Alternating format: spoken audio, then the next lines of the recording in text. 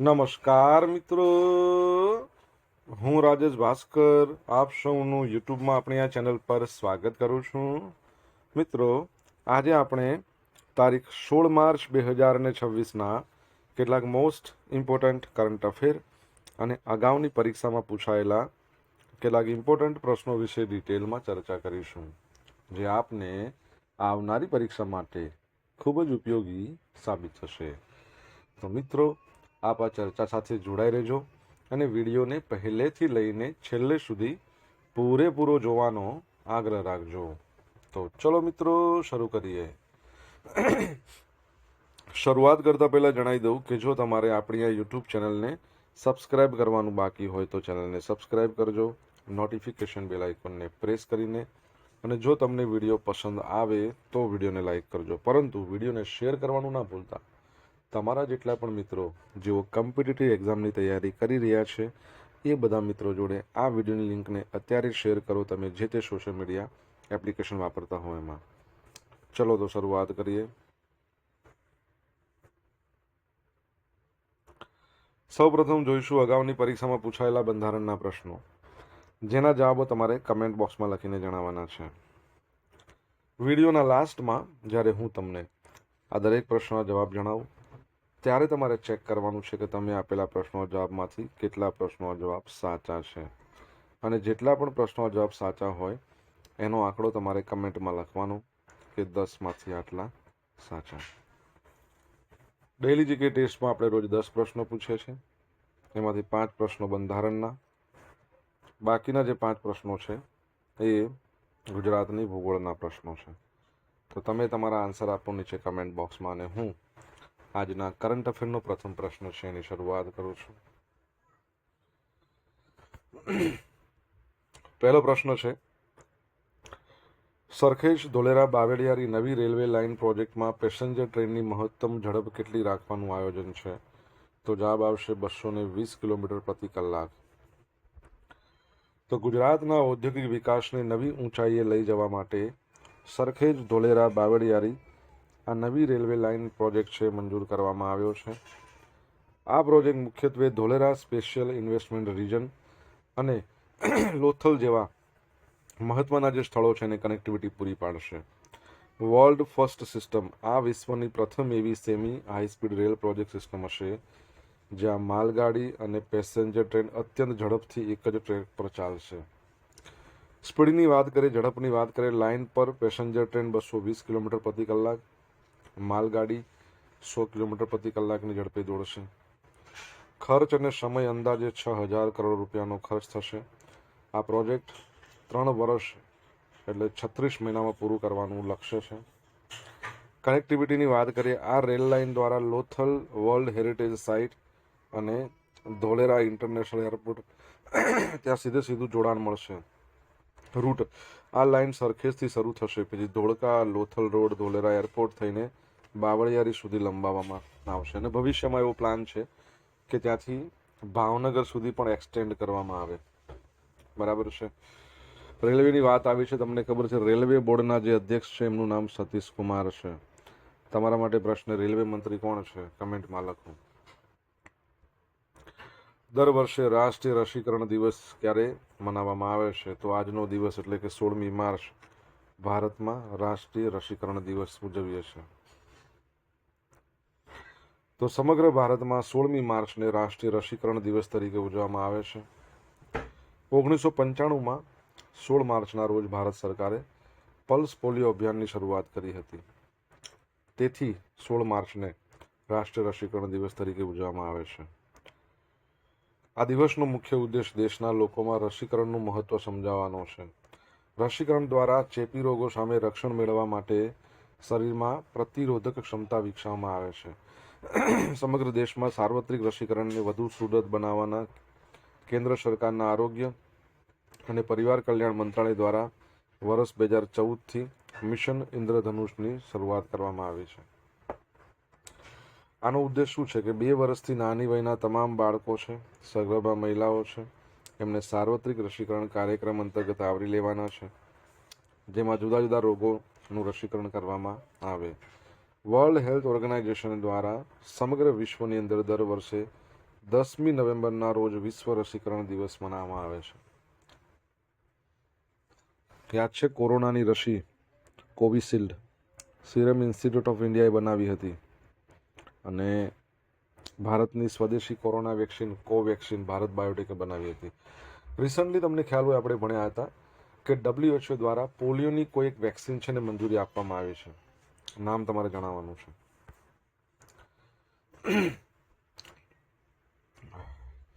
Defence forces vision 2047 ભારતીય સેના માટે નવો રોડમેપ. તો આપણા રક્ષામંત્રી શ્રી રાજનાથસિંહ એમણે આઝાદીના 100 વર્ષ પૂરા થાય ત્યાં સુધીમાં ભારતીય સેનાને આધુનિક બનાવવા ડિફેન્સ ફોર્સિસ વિઝન 2047 લોન્ચ કર્યું છે. ટેકનોલોજી સેનામાં આર્ટિફિશિયલ ઇન્ટેલિજન્સ, ડ્રોન, સાયબર સુરક્ષા આવી આધુનિક પ્રણાલીઓનો સમાવેશ થશે. નવા ક્ષેત્રોની વાત કરીએ તો સેના હવે જમીન પર તો છે જ, આકાશમાં પણ છે, પાણીમાં પણ છે. એની સાથે હવે અંતરિક્ષ એટલે સ્પેસમાં અને સાયબર ક્ષેત્ર છે પણ સજ્જ બનશે. સંકલન આર્મી, નેવી, એરફોર્સ વચ્ચે વધુ સારા તાલમેલ માટે સંયુક્ત ઓપરેશન પર ભાર મૂકવામાં આવશે. આત્મનિર્ભરતા હથિયારોની આયાત ઘટાડીને દેશમાં જ સ્વદેશી ઉત્પાદન વધારવાનું લક્ષ્ય છે. બરાબર છે. તમને પરીક્ષામાં આવો પ્રશ્ન અવારનવાર પૂછાતો હોય છે કે ભારતીય સેનાના ત્રણેય સેના છે એ ત્યાં સરસેનાપતિ કોણ હોય છે? રક્ષામંત્રી, પ્રાઇમ મિનિસ્ટર, રાષ્ટ્રપતિ કે સુપ્રીમ કોર્ટના જજ, મુખ્ય જજ? તમને આન્સર આવડે તો કમેન્ટમાં લખો. મિત્રો, વિડીયો પસંદ આવ્યો હોય, ભણવાની મજા આવી હોય તો વિડીયોને લાઇક કરો, તમારા મિત્રો જોડે વિડીયોની લિંકને શેર કરો. આપણી બંને YouTube channel Rajesh Bhaskar 2 subscribe કરવાની બાકી હોય તો સબસ્ક્રાઇબ કરો, નોટિફિકેશન બેલ આઇકોનને પ્રેસ કરી દે. જો તમારે ડેલી કરંટ અફેરની PDF જોઈતી હોય રોજ તો આપણી ટેલિગ્રામ ચેનલને જોઈન કરી લો. ડેલી કરંટ અફેરની PDF તમને અહીંયા મળશે, સાથે સાથે તમને પોલ્સ પણ રમવા મળશે. મયંક ચક્રવર્તી ભારતના કેટલામો ગ્રાન્ડ માસ્ટર બન્યો છે? તો જવાબ આવશે 94માં નંબર. કેટલા? 94. તો 16 વર્ષીય છે ઇન્ટરનેશનલ માસ્ટર મયંક ચક્રવર્તી. સ્વીડનમાં યોજાઈ હતી ટુર્નામેન્ટ, તેમાં અંતિમ નોમ્સ હાંસલ કરી લીધો અને ભારતના 94માં નંબરનો ગ્રાન્ડ માસ્ટર બની ગયો છે. ઐતિહાસિક સિદ્ધિ. અને બીજું યાદ રાખજો કે મયંક ચક્રવર્તી આસામ અને સમગ્ર ઉત્તર પૂર્વ ભારતના પ્રથમ ગ્રાન્ડ માસ્ટર છે. પરીક્ષામાં આવો પ્રશ્ન પૂછી લે. ટુર્નામેન્ટ સ્વીડનના સ્ટોકહોમમાં આયોજિત હતી 8મા નંબરની GM ટુર્નામેન્ટ. એમણે આ સિદ્ધિ મેળવી છે. એમણે 9માંથી 7 પોઈન્ટ મેળવ્યા અને પ્રથમ સ્થાન પ્રાપ્ત કર્યું. સમગ્ર ટુર્નામેન્ટમાં અજય રહ્યા હતા. ફિડે રેટિંગ ગ્રાન્ડ માસ્ટર બનવા માટે જરૂરી 2500 ફિડે રેટિંગનો આંકડો પણ એમણે પાર કરી લીધો છે. ગૌરવ. આસામના સિલ્ચર અને સમગ્ર રાજ્યના રમતગમત જગતમાં આ સફળતાથી ભારે ઉત્સાહ જોવા મળી રહ્યો છે.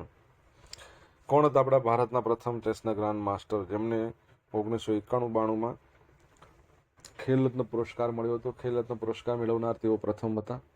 તમને આન્સર આવડે તો કમેન્ટ બોક્સમાં લખીને જણાવી શકો છો. નીતિ આયોગે મહત્વાકાંક્ષી જિલ્લાઓમાં પોષણ સુધારવા માટે કઈ સંસ્થા સાથે કરાર કર્યા છે? તો જવાબ આવશે યુનિસેફ ઇન્ડિયા. તો નીતિ આયોગ અને યુનિસેફ ઇન્ડિયાએ ભારતના મહત્વાકાંક્ષી જિલ્લાઓ અને બ્લોક્સની અંદર પોષણ અને આરોગ્યના પરિણામો સુધારવા માટે એક મહત્વપૂર્ણ સમજૂતી કરાર પર હસ્તાક્ષર કર્યા છે. સહયોગ. નીતિ આયોગના મહત્વાકાંક્ષી જિલ્લા કાર્યક્રમના મિશન ડાયરેક્ટર રોહિત કુમાર અને યુનિસેફ ઇન્ડિયાના ડેપ્યુટી રિપ્રેઝેન્ટેટિવ અર્જુન ડી વાગટે એમણે આ કરાર પર હસ્તાક્ષર કર્યા. મુખ્ય ધ્યાન. આ ભાગીદારીની અંદર ખાસ કરીને જે અલ્પશેરિત વિસ્તારો હોય ને એમાં જે સગર્ભા મહિલા હોય, બાળકો હોય, એમના પોષણ સ્તરને સુધારવા પર ધ્યાન કેન્દ્રિત કરવાનું છે. આ ઉપરાંત ઇમ્પેક્ટ ફોર ન્યુટ્રિશન એવું એક પ્લેટફોર્મ બનાવ્યું છે યુનિસેફ છે ને એનું I4N. તેનો ઉપયોગ કરી ખાનગી ક્ષેત્ર અને જાહેર સાહસો એ બધાને આ કાર્યક્રમમાં જોડવાના છે. એટલે આ કહેવાય છે ને કે કોર્પોરેટ સોશિયલ રિસ્પોન્સિબિલિટી ફંડ દરેક કંપની યુઝ કરતી હોય છે. એટલે એ ફંડનો ઉપયોગ આ જિલ્લામાં થઈ શકે. આંગણવાડી સેવાઓ. આ પહેલ હેઠળ આંગણવાડીના માળખાને મજબૂત બનાવવામાં આવશે અને આંગણવાડી કાર્યકરોની જે ક્ષમતા છે એમાં વધારો થશે. મહત્વાકાંક્ષી જિલ્લા કાર્યક્રમ. ભારત સરકાર દ્વારા 2018માં દેશના સૌથી પછાત જિલ્લાઓ હોય એના સામાજિક આર્થિક વિકાસને વેગ આપવા માટે એસ્પિરન્ટ ડિસ્ટ્રિક્ટ પ્રોગ્રામ શરૂ કરવામાં આવ્યો હતો. યુનિસેફની વાત આવી છે, યુનાઇટેડ નેશન્સ ચિલ્ડ્રન ફંડ અત્યારનું નામ છે. પહેલાં જ્યારે એની શરૂઆત થઈ, સ્થાપના થઈ, ત્યારે યુનિસેફ એનું ફૂલ ફોર્મ શું હતું? United Nations International Children's Emergency Fund. 1946માં સ્થાપના, ન્યુયોર્કમાં હેડક્વાર્ટર છે. તમારે એના એક્ઝિક્યુટિવ ડિરેક્ટરનું નામ જણાવવાનું છે કમેન્ટ બોક્સમાં લખીને. રોમાનિયા ઇન્ટરનેશનલ સોલર એલિયાન્સમાં જોડાણ. રોમાનિયા સત્તાવાર રીતે ઇન્ટરનેશનલ સોલર એલિયાન્સના કરારને બહાલી આપી દીધી છે અને એ ઇન્ટરનેશનલ સોલર એલિયાન્સમાં જોડાનાર 118મા નંબરનો સભ્ય દેશ બન્યો છે. નવી દિલ્હીમાં રોમાનિયાના પ્રતિનિધિ કુમારી શેના લતીફ દ્વારા બહાલીનો દસ્તાવેજ ભારતને સુપરત કરવામાં આવ્યો છે. શું હતો આનો હેતુ? તો સભ્ય દેશો વચ્ચે સૌર ટેકનોલોજીની આપલે અને આબોહવા પરિવર્તન સામે લડવું. ઇન્ટરનેશનલ સોલર એલિયાન્સની શરૂઆત ભારત અને ફ્રાન્સ દ્વારા કરવામાં આવી હતી. ક્યારે? 2015માં એની સ્થાપના થઈ. હેડક્વાર્ટર છે આપણા ગુરુગ્રામમાં અને તમારે એના ડિરેક્ટર જનરલનું નામ કહેવાનું છે. આનાથી ભારત અને રોમાનિયા વચ્ચે સૌર પ્રોજેક્ટ અને સંશોધન માટે નવા માર્ગો ખુલશે. ઓકે,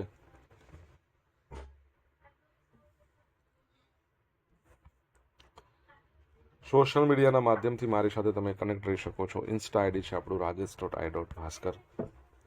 ફેસબુક આઈડી શું છે? RI ભાસ્કર. અને ટેલિગ્રામ ચેનલ છે આપણી રાજેશ ભાસ્કર, જ્યાં તમને ડેલી કરંટ અફેરની PDF મળશે રોજ અને પોલ્સ પણ રમવા મળશે. જો ભણવાની મજા આવી હોય તો વિડીયોને એક લાઇક કરો, તમારા મિત્રો જોડે વિડીયોની લિંકને શેર કરો, ચેનલ સબસ્ક્રાઇબ કરવાની બાકી હોય તો સબસ્ક્રાઇબ કરો, નોટિફિકેશન બેલ આઇકોનને પ્રેસ કરીને. વર્ષ 2025માં કયો દેશ ચીનને પાછળ છોડી અમેરિકાનો સૌથી મોટો કોટન પ્રોડક્ટ સપ્લાયર બન્યો છે? તો ભારત જ તે.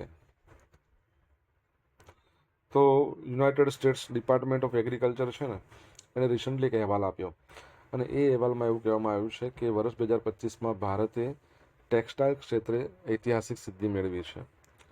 તો ચીનને પાછળ છોડ્યું છે. અમેરિકા છે ને, એને ચીનનું જે કોટન પ્રોડક્ટ્સની આયાતમાં ઘટાડો કર્યો છે. ભારતની નિકાસ વધીને 0.6 મિલિયન ટન થઈ ગઈ અને ચાઇનાની 0.5 મિલિયન ટન. સાદી ભાષામાં કહો તો ભારતની 6 લાખ ટન અને ચીનની 5 લાખ ટન. કારણો ઘણા બધા છે. પહેલાં તો તમને ખબર હોય કે અમેરિકા દ્વારા ચીનની માલ પર જે લાદવામાં આવેલા ઊંચા ટેરિફ છે, 10%થી લઈને 125% સુધીના ટેરિફ છે. બીજું ભૌગોલિક તણાવ પણ છે ચાઇનામાં. ચીનમાં છે ને ફોર્સ લેબર એટલે કે એનું જે જિનયાંગ પ્રદેશ છે એમાં બંધુઆ મજૂરી છે, એના વિરુદ્ધ કાયદા છે. એટલે અમેરિકન કંપની એમ કહે છે કે આ બધા કાયદાઓમાં પડવું એના કરતાં આપણે ભારતમાંથી માલ સામાન લેવો સારું રહે. ભારતનો શું ફાયદો? ભારતનું જે ટેક્સટાઇલ સેક્ટર છે ને વર્ટિકલી ઇન્ટિગ્રેટેડ છે. એટલે કપાસના ઉત્પાદનથી લઈને તૈયાર કપડાં બનાવવા સુધીની તમામ પ્રક્રિયા આપણા દેશમાં થાય છે અને ગુણવત્તા અને ટ્રેસેબિલિટી જાળવવામાં પણ મદદ કરે છે. ગ્લોબલ આઉટલુકની વાત કરીએ તો 2025-26ની સિઝનની અંદર વિશ્વમાં કપાસનું ઉત્પાદન વધીને 121 મિલિયન બેલ્સ પોટલા બરાબર બંડલ થવાના અંદાજ છે. અહીં આપણે કપાસની વાત કરી. તમને ખબર છે કે વર્લ્ડ કોટન ડે ક્યારે મનાવવામાં આવે છે? કમેન્ટમાં લખો. આસામના પહાડોથી લઈને લંડન સુધી GI ટેગ પ્રાપ્ત કાર્બી આંગલોંગ આદુ.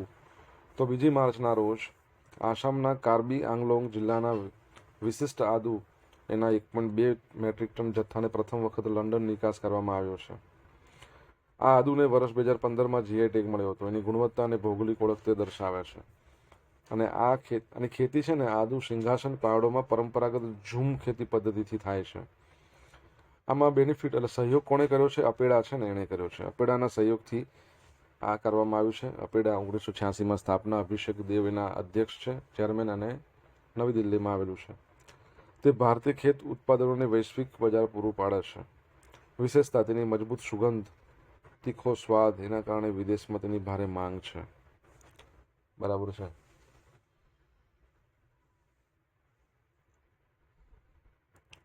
ભારતમાં પ્રથમ GI સ્ટોર ક્યાં બન્યો છે? તમને ખ્યાલ હોય તો તમે જણાવી શકો છો.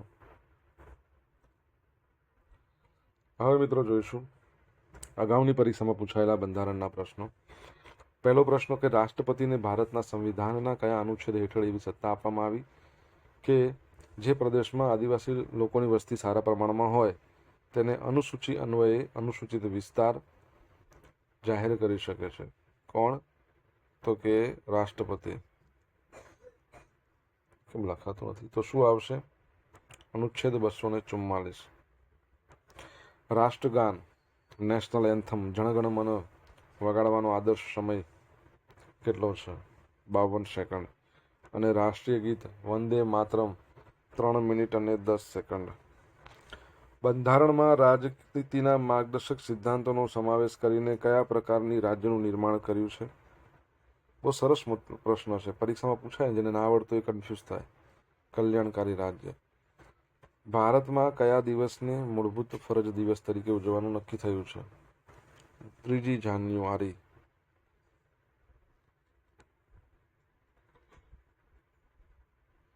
ભારત ગણતંત્ર ક્યારે બન્યું? પ્રજાસત્તાક ક્યારે બન્યું? 1950, 26 જાન્યુઆરી. હવે મિત્રો જોઈશું અગાઉની પરીક્ષામાં પૂછાયેલા ગુજરાતની ભૂગોળના પ્રશ્નો. પહેલો પ્રશ્ન, તાપી નદી કઈ પર્વતમાળામાંથી નીકળે છે? તો સાતપુડા. ગુજરાતના નીચેના પૈકી કયા બંદરનો મત્સ્ય બંદર તરીકે વધુ વિકાસ થયો છે? તો વેરાવળ. ઉત્તમ પ્રકારના કપાસ માટે જાણીતો વિસ્તાર કાનમ કયા જિલ્લાનો ભાગ છે? ભરૂચ. પોળો ઉત્સવ ગુજરાતના કયા તાલુકામાં ઉજવાય છે? તો વિજયનગરની અંદર પોલો ફેસ્ટિવલ. ગુજરાત રાજ્યના રાજકોટ જિલ્લાના નીચે દર્શાવેલ જિલ્લાઓ પૈકી કઈ જિલ્લાની હદ સ્પર્શતી નથી? તો દેવભૂમિ દ્વારકાની ના સ્પર્શે, બાકી બધાની સ્પર્શે. હવે જોઈશું ગઈકાલે પૂછેલા પ્રશ્નો જવાબ. તાજેતરમાં કયા સ્થળે પ્રથમવાર વાઇસ ચાન્સલર મીટનું આયોજન થયું? તો ગાંધીનગરમાં. કોને BCCI lifetime achievement award 2026થી સન્માનિત કરવામાં આવશે? રાહુલ દ્રવિડ, રોજર બિન્ની અને મિતાલી રાજ, 3 આજે પૂછેલા પ્રશ્નો જવાબ જોઈ લઈએ. પહેલો પ્રશ્ન, આપણા રેલવે મંત્રી કોણ છે હાલમાં? તો અશ્વિની વૈષ્ણવ છે. સેકન્ડ નંબરનો પ્રશ્ન, વર્લ્ડ હેલ્થ ઓર્ગેનાઇઝેશન દ્વારા પોલિયોની જે વેક્સિન મંજૂરી આપી છે, ન્યૂ પોલિયો ઓરલ વેક્સિન 2 આવું નામ છે. ત્રીજા નંબરનો પ્રશ્ન, પોલિયો દિવસ આપણે 24 ઓક્ટોબરે મનાવીએ છીએ, પણ યાદ રાખજો. ભારતની અંદર જે 3 સેનાઓ છે, આર્મી, એરફોર્સ, નેવી, તેના સર સેનાપતિ કોણ હોય? રાષ્ટ્રપતિ હોય. ચોથો પ્રશ્ન, ભારતના પ્રથમ ચેસમાં ગ્રાન્ડ માસ્ટર વિશ્વનાથ આનંદ, 1988. માઇન્ડ માસ્ટર એમની આત્મકથા. ફિડેના તેઓ વાઇસ પ્રેસિડેન્ટ છે. હવે જોઈશું પાંચમા નંબરનો પ્રશ્ન હતો.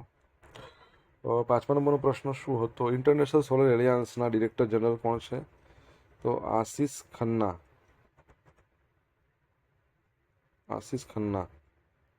છઠ્ઠા નંબરનો પ્રશ્ન શું હતો?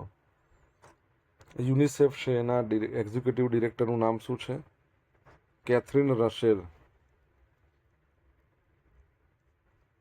સાતમા નંબરનો પ્રશ્ન શું હતો? વર્લ્ડ કોટન ડે, વિશ્વ કપાસ દિવસ દર વર્ષે ક્યારે મનાવવામાં આવે છે? 7મી ઓક્ટોબર. 7 ઓક્ટોબર વિશ્વ કોટન દિવસ. 8 October Indian air force day. 9 October world post day. 10 October national post day. આ બધા યાદ રાખજો, એક સાથે કહી દીધા. છેલ્લો 8મા નંબરનો પ્રશ્ન શું હતો? ભારતમાં પ્રથમ જીઆઈ સ્ટોર ક્યાં બનાવવામાં આવ્યો છે? ગોવામાં.